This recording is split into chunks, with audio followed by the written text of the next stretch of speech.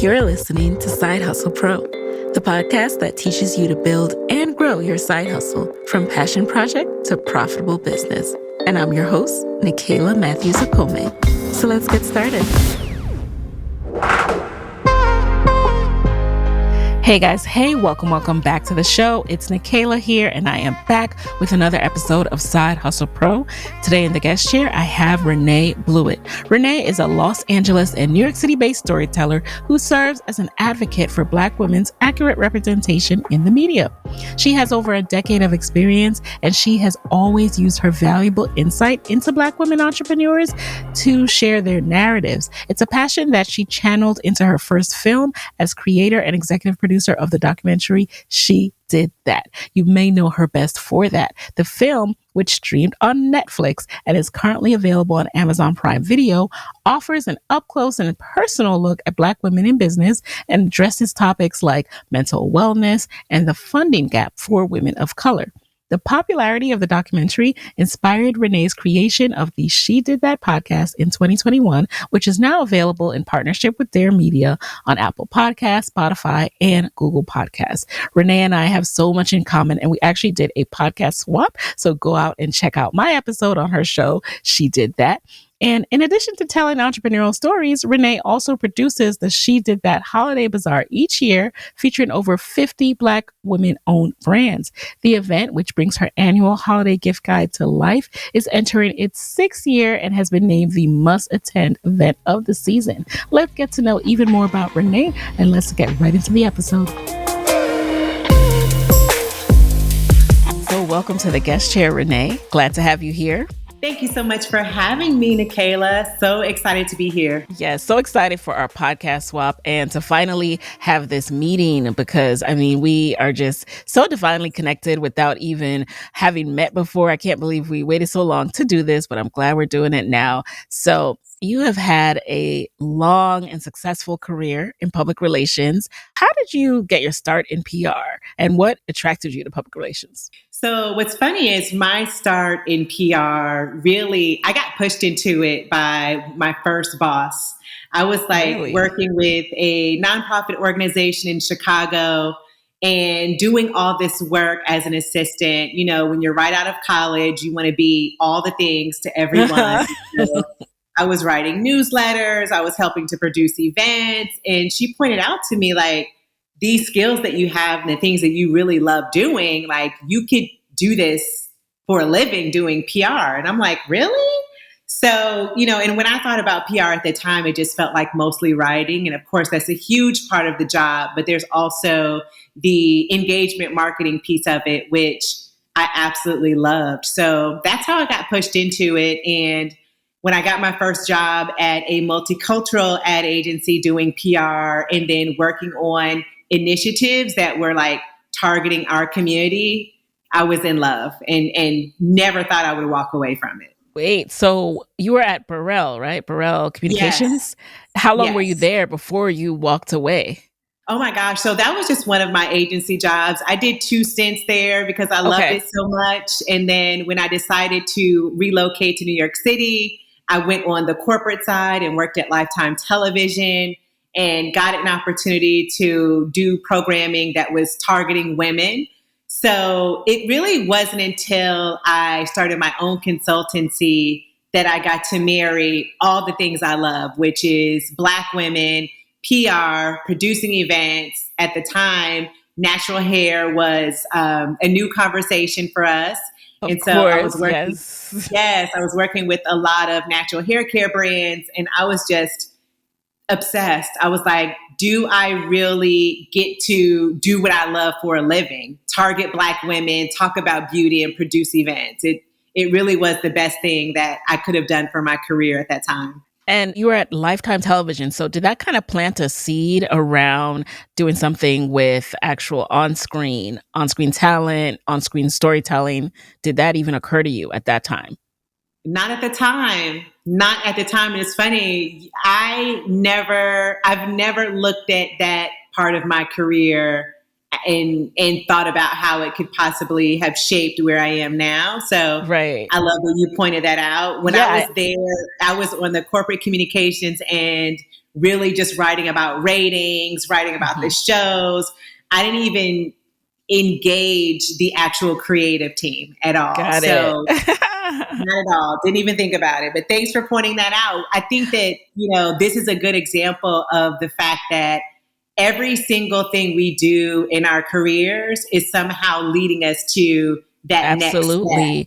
And we don't often see those dots until we look backwards. Now, at what point did you decide to start doing your own consultancy, and why? So that decision came after, left Lifetime, did some freelance work, and then I ended up at another PR agency, global agency, leading the multicultural team. And a lot of the accounts at that agency at the time were pharmaceutical.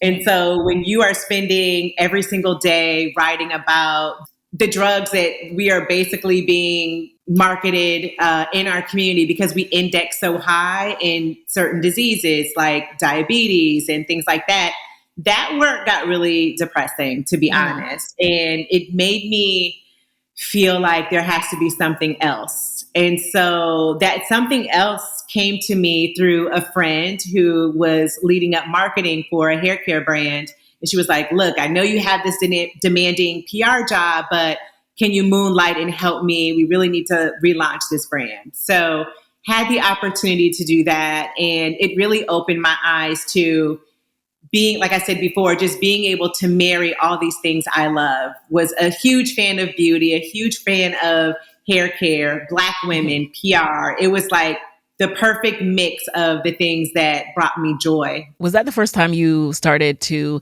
kind of side hustle, that moonlighting experience, and got the taste of that? Yeah. That was my side hustle. And so I side hustle that until there was no more side hustling to do.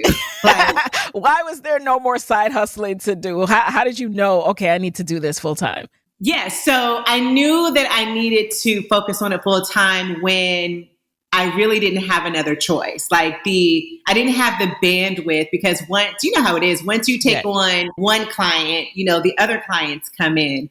And what I have found is that I feel like money comes to you when you don't need it. I had a full-time job, but I was getting all these clients organically because of the work I was doing. And obviously because of the really positive word of mouth that I was getting. So one day I looked up and I was like, you don't really need this job. So why are you doing this to yourself? I realized that I had enough clients to take that leap. And so I did it, but I will say I didn't dive all the way in head first. I did it kind of slowly. I stuck my baby foot into the entrepreneurship waters, if you will. So I talked to my manager at my full-time job, and I was able to scale back and become a consultant. And so I somehow finagled a 3-day-a-week position with them as opposed to 5 days. And I had a couple things on my side. It was a very lean team, and I knew that they needed me, and I had a great relationship there. So I was able to scale back on my full-time job to spend more time on my side hustle. And I think I did that for about a year. And then that's when I realized, sis, you're good. You could do this full time. It is time to walk away from the comforts of this 9-to-5 to see what you can really build on your own. That is amazing. I mean, you're the second person that I've talked to recently that has spoken about this idea of before you make that leap, kind of just approaching your boss. I mean, the worst they can do is say no. You were planning to leave anyway. But if you can finagle keeping the job but scaling back, I think that is so brilliant.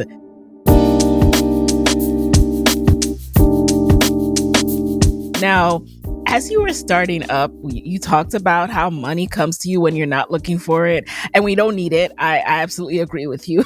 And that's why I love side hustling, because you want to have as much money as possible, because when you go out there and you're desperate for money, you just don't want to be in that situation. So how were you able to get your business up and running, though? I mean, was it because it was just you? Was it low overhead? Or did you have to invest some early startup cash into your consultancy? So the thing about having a service-based business, at least a PR service-based business, is that the only overhead was really just me, and having Wi-Fi and Right. being able to travel when I needed to for my clients, which most of that was covered, if not all of it was covered by my clients because I was traveling on their behalf. So the good thing about that business was that it did not require an investment to get started. Obviously I invested in the tools that I needed to do the job effectively, but it wasn't anything that I couldn't handle on my own. So Mm-hmm. with Crush Media, at what point did you start doing Crush Media in addition to the In Her Shoes blog? How did that come about? So, In Her Shoes really came about inspired by Crush Media clients. I looked up and I found myself representing Black women founders, Yeah. and women who were really building their own brands and legacies. And so, through those relationships and hearing their stories and helping them formulate their stories and pitching it to the media, I was just like, more people need to have access to these women's stories beyond beyond what we were seeing at the time. Like we're talking about like 2009, Yeah. and the blogosphere at that time was primarily filled with beauty bloggers, gossip bloggers, fashion bloggers. At the time, there was no one else focusing on entrepreneurship, particularly from a Black woman's lens. And so when I realized that there was a void in that space that I felt, I was like, there has to be other people like me who want to read about these founders and want to read about everyday women who are launching brands, not just the people who are celebrities or connected to celebrities. I know that at that time, because that was around the time a lot of us started blogging, that was like the blogging boom.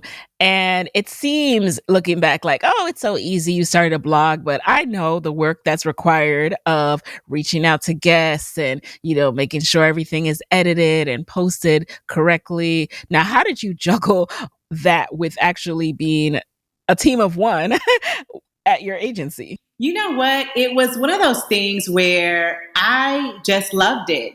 Similar to what you were saying about how you juggled in PR with Side Hustle Pro. I just loved it so much. And it was a lifestyle for me. It wasn't just a job, like in my everyday movements in New York City at the time, I was coming in contact with so many incredible women who were building brands. So it was really easy, quite honestly, to find women to feature on the blog. Like it didn't require a lot of research.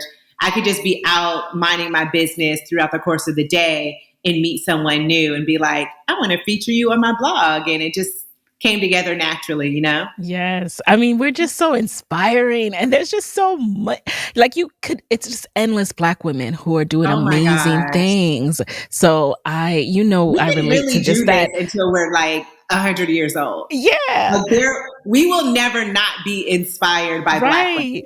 Every day I'm coming across a new business. And I remember reading In Her Shoes blog too and being inspired. And that was one of the first blogs that I read. And I was like, oh, this is amazing. Like, oh, I want to meet her. Now, when did the seeds for She Did That start to form? So the seed for She Did That, as we mentioned before, everything we're doing is leading us to that next place in our lives. So all of the research that I did through the blog on the topic of Black women in entrepreneurship from 2009, those were seeds that I was planting for being more of an expert and a voice in this space. So I started to produce live events. That's one thing I didn't mention. So did years of blogging, but then actually was like, I want to bring the blog to life with these events. So I started producing events in New York City. The Fly Female Entrepreneur profile was like the bread and butter of that of that blog. Yeah. And I wanted to bring it to life through live events. So I started to produce panel events, have these amazing conversations with women. Then that turned into creating a shopping experience. So added that to one of the events. And then eventually that became its own thing with the annual holiday bazaar. And then, of course, the content that I produce every year surrounding the gift guide for 75 Black women-owned brands. But one day when I realized I wanted to do something different, I was like, I want to go around New York City and photograph Black women in the spaces where they create their magic. So went around with a really good friend, Alzo Slade, photographed 25 women in their spaces, in their workplaces, wherever they created what they created. And it was a really beautiful experience. The images were just gorgeous. We did an exhibition in Dumbo in Brooklyn. People loved it. It was like this conversation. The room was packed. Of course, this is pre-pandemic. And I was just like, oh my gosh, this is everything. How do I top it? Yeah. And as a Virgo, I am constantly. Are you a Virgo too? No, I'm not. But you Virgos, you Virgos love to talk about the Virgo life. Because it's a lot. Because we are constantly wanting to do something else, and wanting to top the last thing we did. And you have Virgos like Beyonce out here, Michael Jackson, Nas. It's so many examples of like the excellence that we try to reach for, which is a beautiful thing. But it could also be, we can exhaust ourselves. So of course. I wasn't and also overwhelm ourselves. Well, I'm not a Virgo, but overwhelm yourself. Yes. So at that event, I remember it so clearly, like it was yesterday. I didn't even have my shoes off. Like hadn't even switched out into my like flip flops or sneakers to get comfortable. Still had the heels on, chatting with people. And this woman comes up to me and she was like, she very well meaning, did not mean any harm. But she's like, so what's next? And I'm like, can I live in this moment? Like, we haven't even turned the lights down in here. We haven't even taken the photos down. And you're asking me what's next. And so that question, coupled with the self-induced pressure that I create, was interesting. So for the next few weeks, I was like, what will I do next? Like, you don't go from this amazing photography exhibition to going back to having panels, because that would feel like I'm taking steps backwards, not forwards. So it just hit me like, okay, what are the other mediums that I could explore? I've already done blogging. I've already produced panel events. I've already done a photography exhibition. What is missing? And for me, that was film. I had already started doing a really short video series at the time, going into people's businesses and being, woman on the ground conversations. So in my mind, ignorance is bliss. I had no clue what I was embarking upon. But to me, it was just like, well, if you've already been doing this short video series, then you just do a few and bring them together. And then boom, you have a film. And then you have a film. I was always curious about that as well. Like, how did that process even begin, coming from a non-filmmaker background? Yes. So being in New York City, the thing that's so awesome about that market is that you are 1 degree of separation from the best to ever do it. So I started sharing the idea with a couple of people, and they were like, oh, my husband is a director. He's worked on Netflix projects. My cousin is this, and so I just started piecing together the team. And while I was doing that, I also started doing research, watching more documentaries that were centering founders and startups and entrepreneurs. And the thing that I saw consistently is that Black women were not a full part of the conversation. Every film may have sprinkled in a brown or Black woman here or there. But as you know, our journey through entrepreneurship is so unique, so nuanced. I was like, we deserve a whole film dedicated to us and our unique opportunities, our unique struggles, the creativity we have, the way that we literally are turning water into wine. And so just knowing that didn't exist gave me more fuel to keep going, even when this was super challenging. But again, I will say there is a special magic to doing something you've never done before, because you don't have the limitations that someone who is seasoned in that space may put on themselves. Like, oh, this is supposed to be this way. Like I didn't have those walls. I didn't have those limitations. All that I had was my storytelling experience from PR to the blog, and coupled that with, just my genuine passion for Black women entrepreneurs. I love it. I mean, absolutely. I think everyone listening to this knows that we have that craving we crave these stories. We want to know how someone who looks like us did it, someone who faces what we face, someone who can't just go out and quit their job and not think about their responsibilities. Right. And, you are also a living testament of this process. It's like you're sharing these stories, but you're also living the life of someone who is building something from the ground up. And it might not look like the traditional brick and mortar business, but it's this side hustle that you have brought to life. And now people see it on Netflix, but I know that was just a 4-year journey of going from starting filming to actually going on Netflix and premiering in February 2020. So can you talk to us a little bit about that journey of, producing the film, releasing it independently to premiering on Netflix? Yeah, so I have to always give thanks and praise to my PR background. That foundation is why I was able to push that project forward the way I did. That, of course, with the support of the community. I couldn't do any of that without Black women like pushing it forward. One example that I gave before was like, if She Did That was like a ball, Black women are like keeping it up in the air. Like even to now, like the film, we premiered it at Essence Festival 2018. We are now in 2022. And this film is still, people are reaching out for virtual screenings. Yeah. It has evolved into a podcast. There are events surrounding She Did That now. And so it's really just turning into its own movement. But back to your question. So we produced the film, wrapped it up.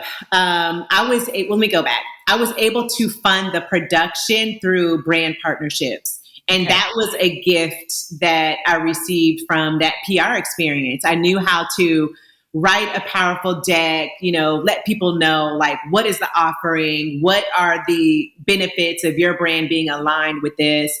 What would you get in return for this investment, and why this audience is one that your brand needs to reach? Like that's a gift to be able to put something like that together. When you say brand partnerships, so you were asking them to come in at probably like a tier level, right? Like $10,000 gets this, 20 gets this. Now, what were some of the things that they received in addition to visibility? And I ask this because I know that listeners are trying to get better at this, and they're wondering how to approach a brand. What is it that they can possibly offer a brand? And I'm curious as well, what were some of the things that you were included in that brand partnership deck? Yeah, so I'll give the example. Our fashion partner was a brand, Raffaella, and they really did a good job of being a real brand partner, because there was one brand, actually, our automotive partner, General Motors. They made the investment, but beyond the integration of one of their vehicles in the film, we didn't get to do a lot in terms of like weaving them into the community that was built around She Did That.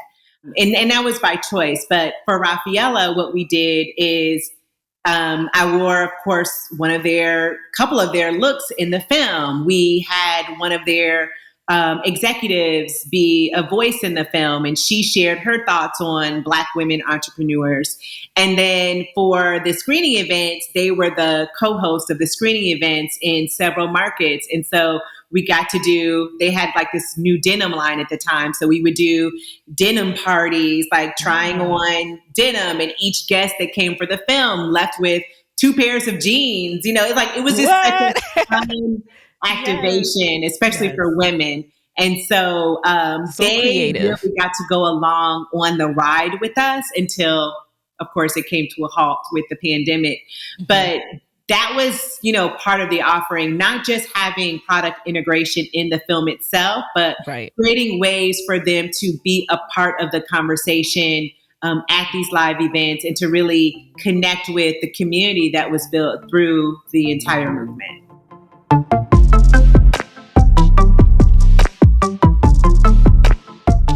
And you also launched a crowdfunding campaign, right? How did you decide to do that, and how did that go? That crowdfunding campaign, it's like one of those things. It's like one of those things like, we had to do that. So I'll be honest, and this is actually something that we talk about in the film, and I'm sure something that you hear repeatedly through the guests on your podcast. A lot of women do not like to ask for help. Black women specifically deal with the superwoman syndrome, which is, I can do it all myself. And so we talked about it in the film, but it's funny how, art imitates life, because it is also a challenge I have. Asking for help is not the most comfortable thing for me to do. Yes. And so what I found out through production of this film is that the funding that we had was cute, but it wasn't enough to get us to the finish line.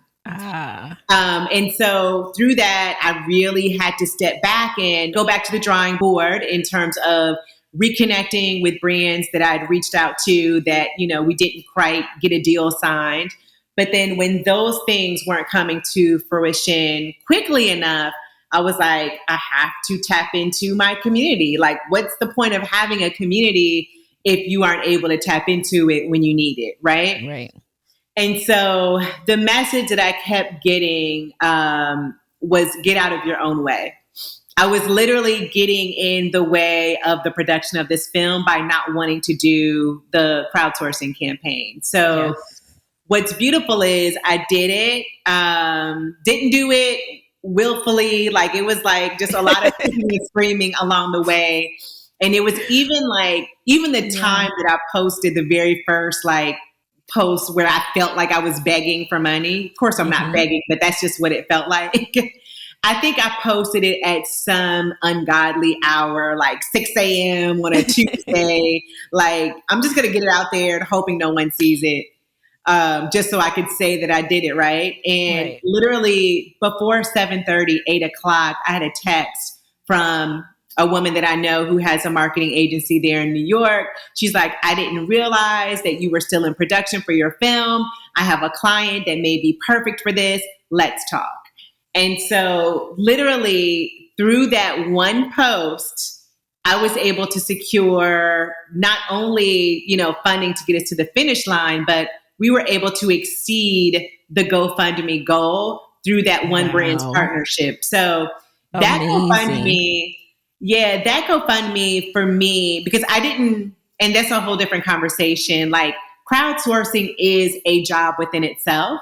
I didn't know how intense it was. I didn't know that I needed to be pushing that message out 5, 6, 7 times a day on 100 different platforms to get $5. You have to keep getting that message out. I think there was a stat back then that people need to see something, that message 7 times before they even decide to act on it. Mm-hmm. And so for someone like me who wasn't really comfortable asking for help, that felt like a lot. And it reflected in the amount that we got for the GoFundMe. I would say, I don't even think we made $7,000 on that GoFundMe. But what we did do is get a 5-figure sponsorship that literally got us to the finish line. And I'm quite certain that is amazing. That partnership would not have happened if the GoFundMe wasn't out there. Yes. So I know lots somebody of listening needed to hear that there's so many lessons right there. Somebody listening, I know you needed to hear that, because we've talked about crowdfunding on this show before. We had Olivia of I Fund Women of Color on the show, and we talked about that, how for many, people, there's this misconception that crowdfunding is like begging or they're worried that people will think they're not serious, and that's why they have to ask for help. But it's a family and friends round. Essentially, that's what you tap into for your network. It's raising capital It's a family and friends round. And, there are many different things that you can do incentive wise or what have you to do it. And I'm so glad that you touched on that, because not only did you see that how much you talked about it affected how much you raised, but it also shows that it's more than about money. It's the awareness piece. It's the awareness. People don't know what you're doing unless you tell them what you're doing. Talk about it. So that GoFundMe was like a mini PR campaign for the project. Yes. And it's interesting because I think of you as someone who does such a good job at talking about what she's doing, taking us along the journey and the path of here's what I'm creating. So to hear you say that is actually really surprising. Now, once you had your funding, you were able to complete the project. What happened next? So next is Sis still had her PR hat on. Yes, I always. literally looked at that film as like, this film, she did that, is now a Crush Media client. What do we do next? It's like a product launch. So we need to be going to all the major markets and even the secondary and smaller markets around the country where Black women are, where your audience is. And you need to be doing screening events. You need to be having conversations. You need to be unpacking what it means to be a Black woman entrepreneur in these cities, because the pain points and the opportunities for a founder in New York versus someone in Charlotte, North Carolina is totally different. And so let's do screenings all over the country and have these really honest conversations with Black women about what their journey looks like and what it feels like and what's next. So did that. And we were in South Carolina. And I remember so clearly, we did the screening. People loved it. We're having the post discussion, and an older sister stood up, and it was just, I would have never, God speaks to you through so many different people, and usually the ones that you would least expect to deliver a particular message. So she stands up and she's like, great job, love this film, just praised it, had all these beautiful things to say. And she's like, so are you just going to be traveling like just all over the country and all over the world, just doing these screenings? Like when can a larger audience see this? Like, I want to share this with my nieces. I want to share this with, my people. Like, if they can't make a screening, does that mean they can't see it? Wow. And the way that she said, put you on the spot. She snatched all my edges. It was a bit of judgment in the question, but it was delivered in with love, but it was like your auntie asking you something. It's like, now you know better. She was just like, now you know that this is not sustainable. Are you really just like, so every time somebody needs to see this film, you have to travel and produce an event and be in the room?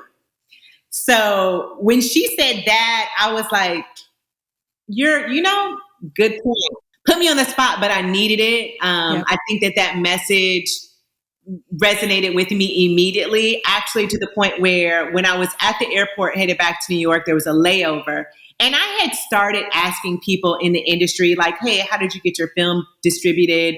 And I remember one person giving me some information about a particular distribution agency. So during that layover, and with the spirit of this woman like on my shoulder, I decided to look up that distribution agency, submitted the film, and like went on about my business and kept doing all these screenings and really wearing myself out in the process. Those events are beautiful, but it's a lot to go from city to city and have all these sometimes emotional conversations, because entrepreneurship for us is such a personal journey. Yes. So I look up 4 months later, I get an email from this distribution agency congratulating me on the film and saying that they would love to partner with me to distribute this film far and wide. And I was like I had to do a double take, because I almost forgotten that I had submitted it, because I did it and I just kept doing the work. And I think that that's, something I'd like to point out to your listeners.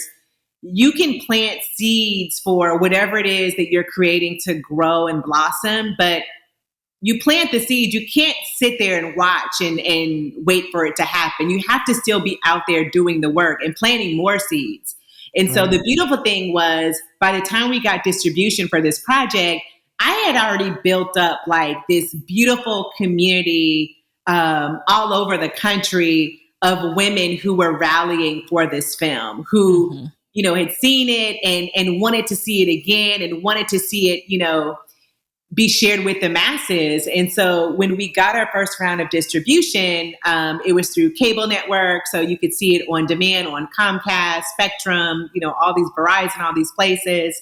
And then the second level was with Netflix. And the timing of that partnership was just God engineered because it launched. Did that come through the same distribution agency or at that point? Okay. Yes, it came through that relationship, and it launched on Netflix February of 2020. We did, I came out here to LA, did this whole hoopla, celebration for the launch. People were excited, and then boom, the pandemic hit. And initially, I'll be honest, and I think we all, when we got that news, the first thing we thought of was like, oh my God, what does that mean for my career? I have to stop, moving around in the world safely the way I did. But there really could not have been a better time to have content on the world's largest streaming platform when everyone was at home just watching TV. That is so true.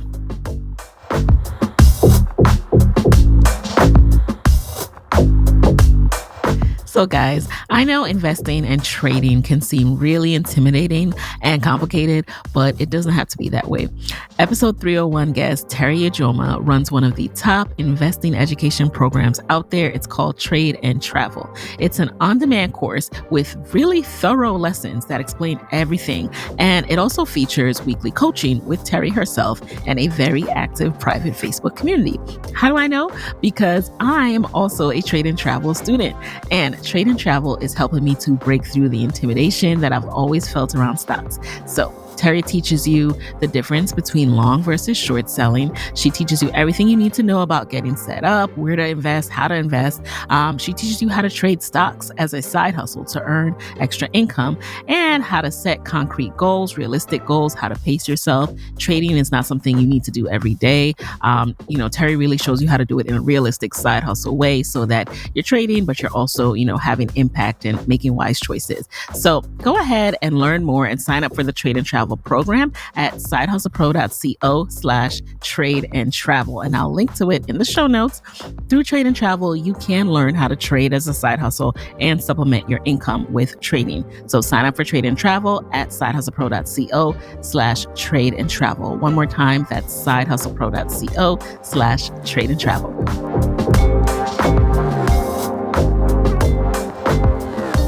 Now, I'm curious, in all of this, as multi-passionate people, sometimes we start working on a passion project. And I actually advise people to start working on a passion project even before you know how it's going to make you money, because you're not going to make money for a while. So that shouldn't be your incentive to get started. But this, as you're talking, I'm just thinking like, wow, this takes a lot of time. This is a whole college career of your life before it even got to Netflix, right? And your brand partnerships are for the film itself. What is the revenue model when it comes to this film? What was your goal with it in terms of how would it profit you? So what's interesting is that I didn't go into this because I had my PR career. I didn't create this looking to monetize it. I knew that it would be a way to generate supplemental income, but I wasn't calculating what the possibilities could be. Quite honestly, I was most interested in telling our stories because no one had ever created an entire film centering Black women entrepreneurs. And I felt like I was the woman to do it simply because I had been blogging about us and just telling our stories for so many years. So to be quite honest, Nicaila, I didn't go into this looking to monetize it. What happened is, of course, there was, a deal made with the distribution agency. Right. But then what I found out through this journey was the film further positioned me as an expert in the space. So I started getting requests for all these speaking opportunities. And of course, the price goes up when you have a film on Netflix. Of course. So what was happening at that time with the PR career was, one, it was too much to juggle. Like, there's no way I could potentially pour all the love and energy that needed to be poured into She Did That while also nurturing my clients' brands. And so because I like to be able to finance my lifestyle, it took a while for me to let go of the PR business. In fact, I didn't let go of it. It's like God pulled it away from me, essentially. How so? Because I was trying to do it all. I was trying to hire help to manage the day-to-day with these PR clients while I was out, working on the film, promoting the film. And one by one, clients were starting to say, we don't have the budget to renew our agreement, or you're a retainer for this year. Or I would get new clients and they would be like, for whatever reason, all those clients were slowly, one by one, disappearing. And so I think that, when that's happening for me, I was still like, okay, I'm going to find another PR client. And it wasn't hard to do because I had all of this experience. But one day it just hit me like, girl, the message is this chapter of your career is over. It is time to focus 100% of your time to She Did That. Why don't you see this? Yeah. You're trying to hold on to this PR career and not saying, no, this is where I want you to focus your attention. Oh, I'm so glad you shared that, because as a multi-passionate person, there can sometimes be a shift in mindset that needs to happen, where you let go of having a title that you feel is one that brings more acknowledgement, validation, understanding, and allowing yourself the freedom to go into this unconquered territory where it's a little harder to explain, but you trust that it's where you're supposed to be. Was any of that happening for you? It wasn't so much about titles and what that meant. It was about consistency, familiarity, and comfort. With those PR clients, for example, if I signed a 1-year retainer agreement with someone, I knew that in my bank account, I would have a certain number of coins at the top of every month, which is important, especially living in an expensive city like New York, or anywhere now for that matter. And so that was the part for me that was hardest to let go of. And then, of course, just knowing that this is what I've been doing for so many years. And this is the space that I am the expert in. I am no longer the expert in filmmaking, in storytelling and everything that comes with it.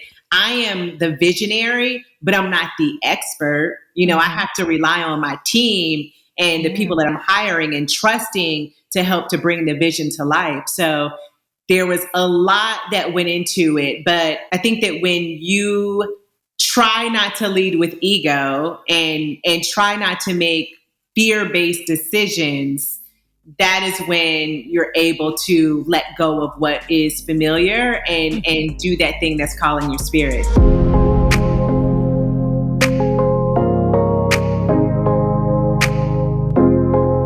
Now you've entered a space where you don't have that guaranteed, every first of the month that retainer is dropping. So how have you structured your business such that you can at least anticipate your revenue a bit? So it's hard.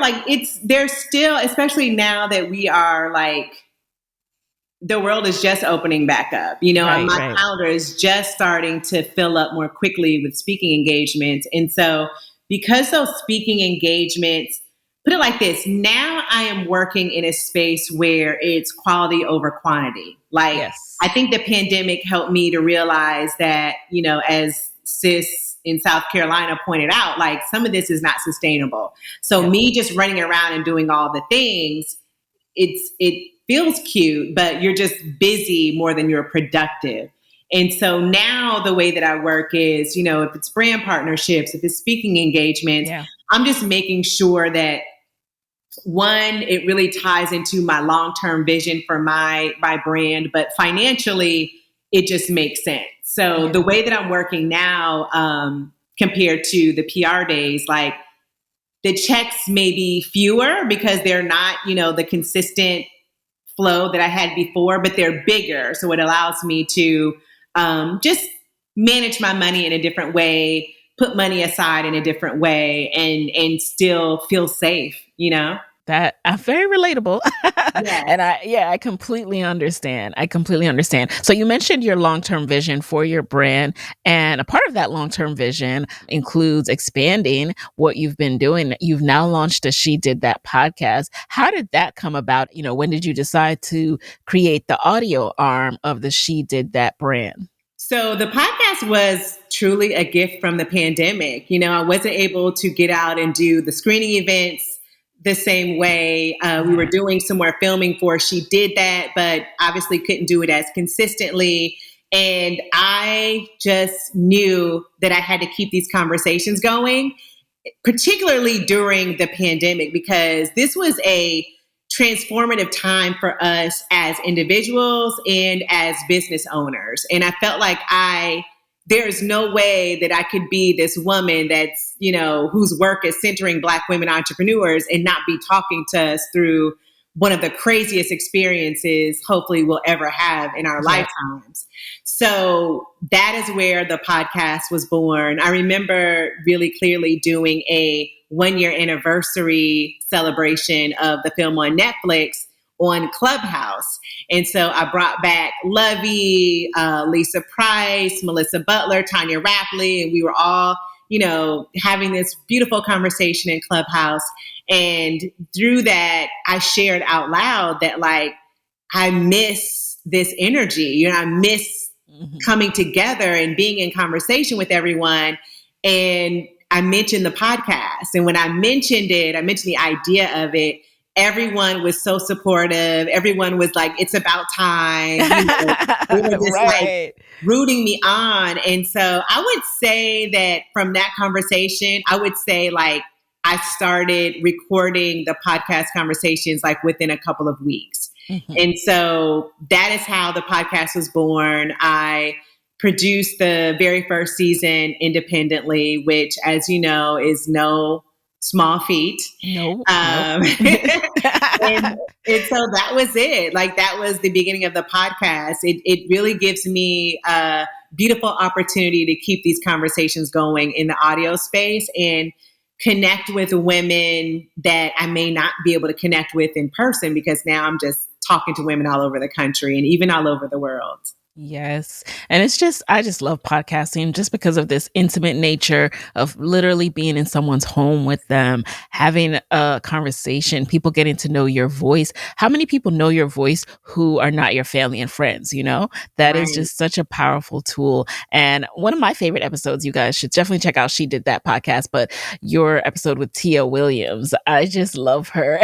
And I, was searching for conversations with her, and yours was the first to pop up. So just love the network you have and the unique conversations that you're able to bring on your podcast. So I'm curious to know, before we jump into the lightning round, what are you working on, focusing on bringing to the world next? So right now I am in the thick of preparing for my very first LA She Did That shopping experience. Woo-hoo. I have partnered with a couple of incredible women, Tori of Maison Black and Frenchie of the Black Fashion Network. They are a part of an initiative called Emerge in Color. And so we are taking over this beautiful retail space here in LA at the Beverly Center. I will be doing my She Did That experience June 22nd and 23rd from 10 a.m. to 8 p.m. And it will be kind of like 10 of Renae's favorite things. I've handpicked 10 Black women-owned brands, and we're going to be popping up at the Beverly Center. And then also on the 23rd at 11 a.m., we'll be doing a special screening of She Did That short stories, Woo-hoo. Which is the new film project that I just produced in partnership with JP Morgan Chase, Advancing Black Pathways. So just really excited to be back in community with these women, like podcasting is beautiful, filmmaking is beautiful, but there is nothing like being able to touch and feel people and to experience their energy in person and have these like just really authentic and honest conversations. Absolutely. I'm with you on that. This is so exciting. You guys, if you go, make sure to tell Renae that you heard about it through Side Hustle Pro. Say hi for me because, I wish I could go. And I am I love that you do events like it's nothing. You will throw an event. You will just pop it up. I'm like, how is she doing this? Events are so like overwhelming to me. So I admire you for that. So now we're going to background. It's the PR background. All right. Well, we have to talk before my next event. Yes. Let's do a quick lightning round. You know the deal. You just answer the very first thing that comes to mind. All right. So number one, what is a resource that has really helped you in building the She Did That empire that you can share with the Side Hustle Pro audience? Oh my gosh, there's so many resources. One that comes to mind because I literally was just in it this morning is Canva. Like I am always pitching something, like whether it's pitching the podcast to a brand partner or pitching the film project or pitching an event. Canva, like I don't have time to be trying to figure out the design. Canva gives you all these like really dope options and just takes that designer piece out and let you focus on the content. Love it. Number two, so you have interviewed so many Black women entrepreneurs. I'm curious who you would switch places with for a day and why. Ooh, Michaela, that question is, I'll be honest. This is someone that I haven't interviewed, but if I could switch places, I'm kind of cheating on this, but if I could switch places with Oprah for a day, she is she's on my wish list for women to speak to. But if I could switch places with her and just she has to feel so amazing every day when she wakes up and when she lays her head on her pillow at night, knowing that her work is literally changing lives. Like because I've had plenty of women on the show who've talked about like my product got on, Oprah's favorite things list and how that one plug literally changed the trajectory of their careers and their businesses. So I want to be in Oprah's shoes for a minute and see like what it feels like to have that type of impact on the world. Number three, what's a non-negotiable part of your day? Food. I'm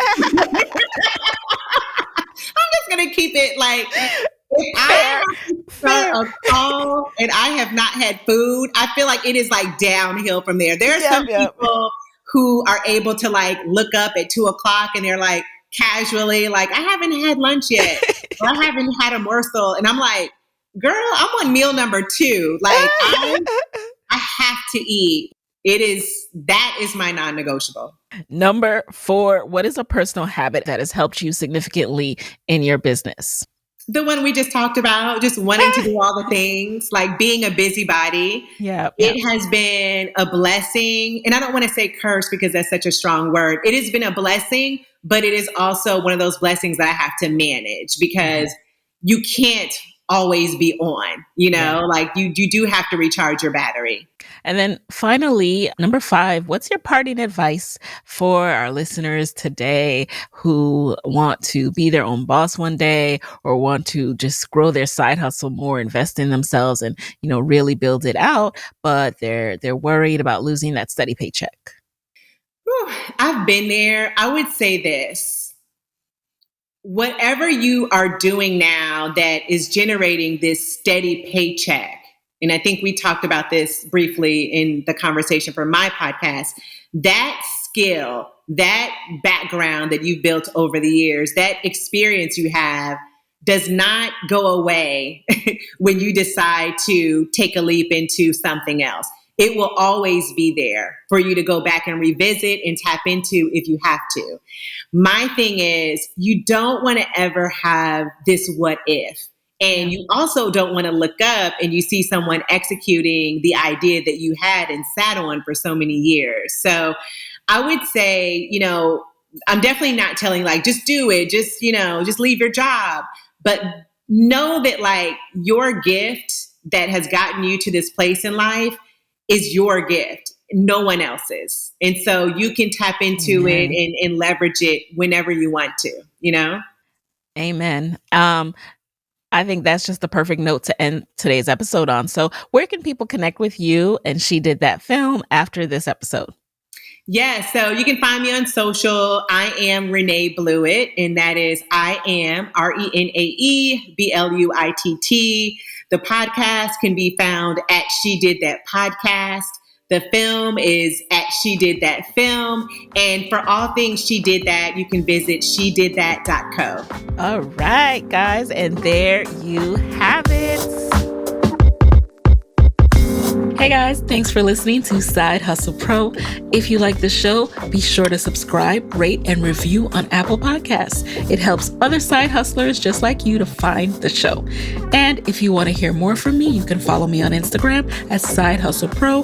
Plus, sign up for my 6-bullet Saturday newsletter at sidehustlepro.co/newsletter. When you sign up, you will receive weekly nuggets from me, including what I'm up to, personal lessons, and my business tip of the week.